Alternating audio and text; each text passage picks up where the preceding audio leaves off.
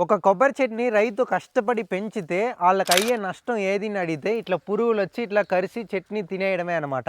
ఈ రైనోషియస్ బ్యాటిల్ అనే ఒక కొబ్బరికి కాని పురుగొచ్చి చెట్టుని మొత్తం కరిసి తినేసిందనమాట. అసలు పురుగొచ్చి చెట్టుని కరకడం ఏంట్రా అనేసి ఆశ్చర్యపోయేనట్టు ఉన్నాయన్నమాట. ఇక్కడ చూస్తున్న చెట్టొచ్చి మంచిగా హై యీల్డింగ్ ఇచ్చే ఒక బ్యూటిఫుల్ చెట్టు. కానీ ఈ పురుగులంతా వచ్చి రైనోసియస్ బ్యాటిల్ అనే ఒక పురుగొచ్చి ఈ చెట్టుని మొత్తం కరిసి తినేసిందనమాట. ఇది చెట్టు ఇంక రాదు, వేస్టు. ఒక రైతు ఎంతో కష్టపడి ఈ చెట్టుని పెంచుతున్నాడనమాట. కానీ పురుగులు చేసేది ఇదనమాట. అందుకనే మీరందరూ ట్రాప్స్ అనేది ఖచ్చితంగా యూజ్ చేయాలనమాట. ఈ చెట్టుని మీరు చూడొచ్చు.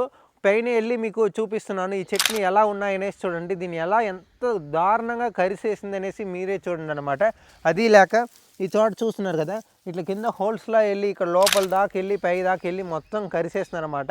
ప్రతి ఒక్క రైతులు, కొబ్బరి రైతులు ఈ రైనోషియస్ బ్యాటిల్ నుంచి తప్పించుకోవాలంటే రెండే ఆప్షను. ఒకటి ట్రాప్ అనేది పెట్టి మీ కొబ్బరి చెట్టుని కాపాడుకోండి. లేదంటే ఇసుక, ఉప్పు కలిపి ఆ బ్రాంచెస్‌లో ఎయండి. అది కష్టం.